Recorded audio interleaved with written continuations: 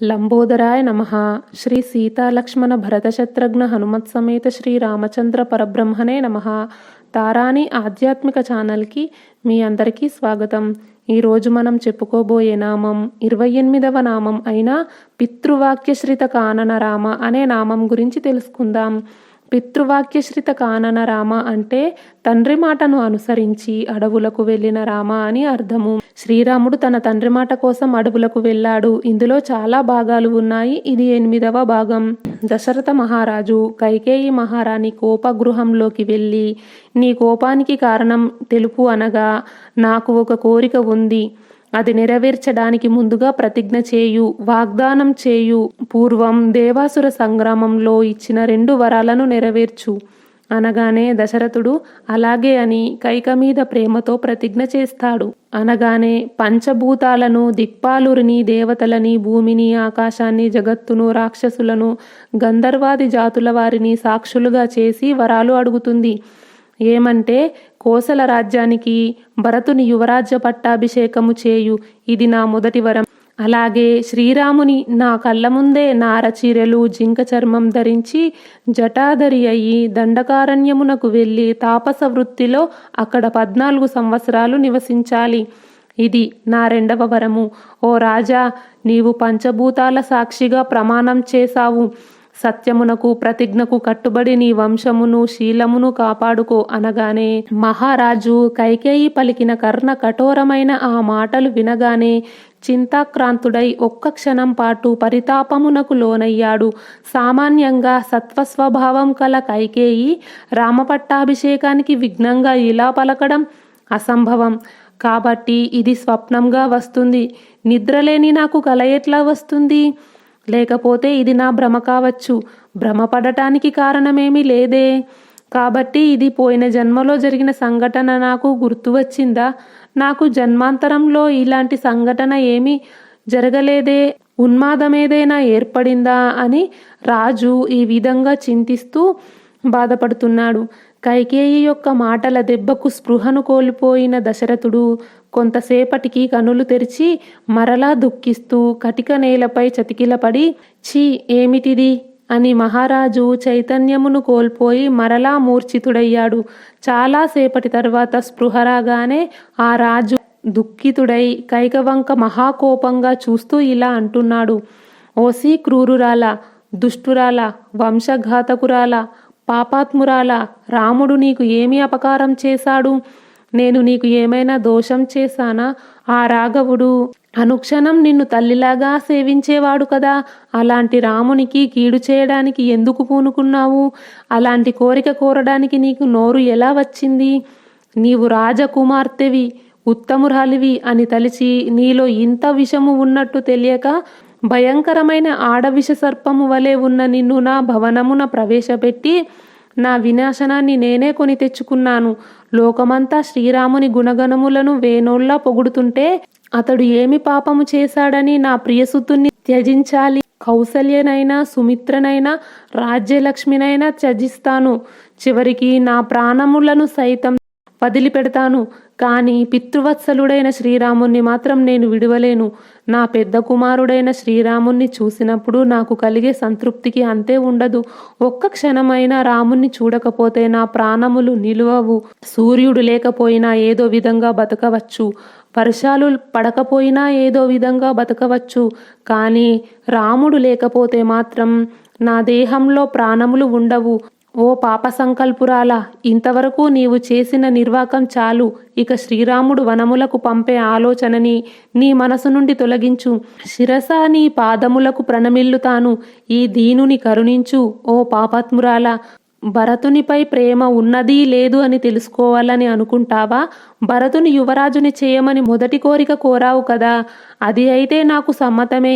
ఇంతకు ముందు నీవు రాముని గురించి అందగాడు, పెద్ద కుమారుడు, సర్వశుభ లక్షణములు కలిగినవాడు, ధర్మాత్ములలో మొదటివాడు నీవు మాటిమాటికి అన్నావు కదా. నా తృప్తి కోసం అలా ప్రియంగా మాట్లాడుతున్నావు అనుకున్నా. నీకు రాముడు చేసిన సేవలను బట్టి అని ఉంటావులే అనుకున్నా. ఇప్పుడు పట్టాభిషేక వార్తను విని చాడీలకు లొంగి శోకంలో మునిగి ఈ కోపగృహంలో ప్రవేశించావేమో. అందుకే నన్ను ఇట్లా బాధ పెడుతున్నావు. ఓ దేవి, ఇంతవరకు ఇక్ష్వాకు ప్రభువుల వంశము నీతి నియమాలకు పేరు ప్రతిష్టలకు పెన్నిది. ఆ వంశంలో మెట్టిన నీకు ఈ విపరీత బుద్ధి ఎలా పుట్టింది? దీనివల్ల ఈ వంశమునకు పెద్ద అనర్థం సంభవిస్తుంది. ఓ విశాలాక్షి, ఇంతవరకు ఎన్నడూ నాకు హితము కాని పనిని నీవు చేయలేదు, అప్రియంగా మాట్లాడలేదు. కాబట్టి నీవు పలికిన మాటలు నేను విశ్వసించడం లేదు. నన్ను పరీక్షిస్తున్నావో ఏమో. కపటమెరుగని కైకేయి, బుద్ధిమంతులైన భరతుడు, శ్రీరాముడు ఇద్దరూ నాకు సమానమే అని చాలా సందర్భాల్లో కథలుగా నాకు చెప్తూ ఉండేదానివి కదా. ఓ దేవి, ధర్మాత్ముడు యశస్వి అయిన శ్రీరాముడు 14 సంవత్సరాలు వనములో నివసించడం నీకు ఎట్లా రుచిస్తుంది? ఈ అకృత్యానికి ఎలా పాల్పడ్డావు? అధర్మ కార్యములను చేయడానికి భయపడే నీ స్వభావము ఏమైంది? తాకినంతనే కందిపోయే సౌకుమార్యం కలిగిన చెక్కు చెదరని బుద్ధి కలవాడు అయిన నా శ్రీరాముడు భయంకరమైన అడవిలో ఎలా నివసిస్తాడు? నీవు ఎందుకు ఇలా కోరుకుంటున్నావు? నయనాభిరాముణ్ణి దూరంగా పంపించాలని ఎందుకు కోరుకుంటున్నావు? ఎప్పుడూ భరతుని కంటే శ్రీరాముడే కదా నీకు సపర్యలు చేసేవాడు. శ్రీరాముని కంటే అధికంగా భరతుడు నిన్ను సేవించడం నిజానికి నేనెప్పుడూ చూడలేదు. శ్రీరాముని వలె నిన్ను సేవించేవాడు కానీ, నీకు గౌరవ ప్రపత్తులను చూపేవాడు కానీ, నీతో పూజ్యభావంతో అంటే ప్రమాణ బుద్ధిని కలిగి ఉండేవాడు కానీ, నీవు చెప్పినట్లు చేయువాడి ఇంకా ఎవరూ లేరు. మన దగ్గర వేల కొలది సేవకులు ఉన్నారు. వారిలో ఏ ఒక్కరూ రాముని నిందించడం కానీ, అవమానకరంగా మాట్లాడడం కానీ నేనెప్పుడూ వినలేదు. శ్రీరాముడు గౌరవార్హుడు. నేను ఏ కారణంతో అడవులకు పంపాలి? నరోత్తముడైన శ్రీరాముడు నిర్మలమైన మనస్సుతో సమస్త ప్రాణులను ఆనందింప చేయువాడు. రణరంగంలో ధనుష్టంకారముచే శత్రువులను జయిస్తాడు. సత్యము, దానము, తపస్సు, త్యాగము, మైత్రి, పవిత్రత, అర్జవము, విద్య, గురు శుశ్రూష అనేవి శ్రీరాముడికి స్థిరంగా ఉండే సద్గుణములు. ఇలాంటి రాముణ్ణి ఎలా అడవులకు పంపమని పాపపు కోరిక కోరుకుంటున్నావు? జనాలందరికీ ఇష్టమైన మాటలు మాట్లాడే శ్రీరాముణ్ణి వనములకు పంపమనడం గురించి మనస్సు కూడా తలుచుకోను నేను. ఇలా పరుషంగా మాట్లాడే నీకోసం నా ప్రియపుత్రుడు అయిన రామునితో అప్రియంగా ఎలా మాట్లాడాలి? నా రాముడు లేకపోతే నాకు రక్షకులు ఎవరు? ఓ కైకేయి, నేను వృద్ధుణ్ణి, జీవితము చివరి దశకు చేరినవాణ్ణి, శోచనీయ స్థితిలో ఉన్నవాణ్ణి. దీనంగా ఏడుస్తూ ఉన్న నాపై నీవు కనికరం చూపడం లేదు. భూమండలంలో సకల సంపదలను నీకు సమర్పిస్తాను. రాముని విషయంలో కోపము, పట్టుదల విడిచిపెట్టు. ఓ కైకేయి, నీకు చేతులు జోడించి నమస్కరిస్తున్నాను. నీ పాదములను కూడా పట్టుకుంటాను. రాముణ్ణి రక్షించు. ప్రతిజ్ఞాభంగ రూపమైన అధర్మము నన్ను అంటక ఉండుగాక. శ్రీరాముడు ఇక్కడే ఉండటానికి అనుమతి ఇవ్వు అని పలుకుతూ దశరథుడు దుఃఖముతో కుమిలిపోతున్నాడు. ఇంకా దిక్కుతోచని స్థితిలో నేలపై పడి అటూ ఇటు దొరలాడుతూ ముందు జరగబోయే రాముని ఎడబాటును పదే పదే తలుచుకుంటూ శోకిస్తున్నాడు. ఆ దుఃఖము నుండి బయటపడటానికి మాటిమాటికి ఆమెను వేడుకుంటున్నాడు. ఆ తర్వాత కైకేయి ఇంకా కఠినంగా మాట్లాడుతూ, ఓ రాజా, నాకిచ్చిన వరాల విషయంలో ఇలా పశ్చాత్తాపపడుతున్నావు. నీ ధార్మికత్వం గురించి ఈ భూమండలం మీద నీవు ఎలా సమర్థించుకుంటావు? ఓ ధర్మజ్ఞ, ఎప్పుడైనా ఎక్కువ మంది రాజర్షులు నీతో కలిసి ప్రసంగము చేసేటప్పుడు వారు యుద్ధంలో నీకు ఉపకారం చేసిన కైకేయిని నీవు ప్రత్యుపకారం ఏమి చేశావు అని అడిగితే నీవు ఏమి సమాధానం చెప్తావు? యుద్ధంలో మెచ్చి నాకు ఉపచారాలు చేసి నన్ను కాపాడింది, ఆమె సహాయం వల్లనే నేను ఇంకా బతికి ఉన్నాను. అలాంటి ఉపకారం చేసిన కైకేయికి మాట ఇచ్చి తప్పితిని అని వారితో చెప్తావా? అప్పుడు నాకు వరాలు ఇచ్చి ఇప్పుడు మాట మారుస్తున్నావు.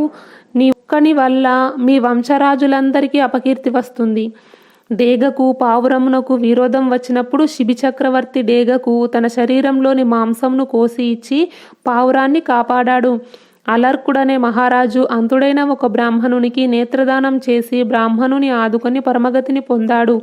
దేవతల ప్రార్థనను మన్నించి వారి ఎదుట ప్రతిజ్ఞ ప్రకారము సముద్రుడు నేటికిను కట్టను దాటడం లేదు. అలాగే నీవు కూడా అలర్కుడు, శిబి చక్రవర్తి మొదలైన మాన్యుల వృత్తాంతం గుర్తు తెచ్చుకో. నీవు చేసిన ప్రతిజ్ఞని వమ్ము చేయవద్దు.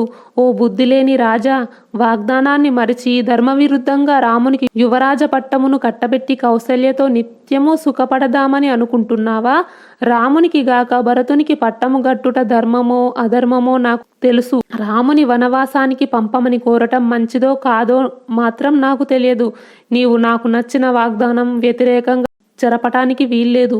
నీవు రామునికి పట్టాభిషేకం చేస్తే ఇప్పుడే నీ కళ్ళ ముందే నువ్వు చూస్తుండగానే కాలకూట విషం తాగి చచ్చిపోతాను. కౌసల్యాదేవి రాజమాతగా గౌరవ నమస్కారాలు పొందుతుండగా చూస్తూ ఒక్క దినమైనా నేను బ్రతకలేను. ఆ దుస్థితి భరించడం కంటే మరణించడమే మేలు. రాముని వనవాసమునకు పంపడం తప్ప నేను దేనికి తృప్తి చెందను. ఈ మాటలన్నీ భరతునిపై ఒట్టు వేసి చెప్తున్నా. కైకేయి ఇలా పలికి ఊరుకుంది. రాజుగారు ఎంత విలపించినా ఆమె మారు మాట్లాడటం లేదు. రామునికి వనవాసం, భరతునికి పట్టాభిషేకం ఇవి కైకకు నచ్చిన విషయాలు. దశరథునికి మాత్రం బాధపడే విషయాలు. ఆ రెండు వరములను కైకేయి నోట విని ఏమీ మాట్లాడక, కొంచెం సేపు ఏమీ చెయ్యలేక, నాకెంతో ఇష్టమైన రాణి ఇలా నాకు ఇష్టం లేని మాటలు మాట్లాడుతుంది అని నివ్వెరపోతూ రెప్పలు ఆర్పక ఆమెను చూస్తూనే ఉన్నాడు. వజ్రాల లాంటి కఠినాతి కఠినమైన మాటలు, హృదయ విదారకములైన మాటలు, దుఃఖకారకములైన మాటలు, శోకభూయిష్టములైన మాటలు, ఆ కర్ణ కఠోర మాటలు వినగానే రాజుగారికి సుఖశాంతులు కరువయ్యాయి. మిగతా భాగం వచ్చే వీడియోలో తెలుసుకుందాం.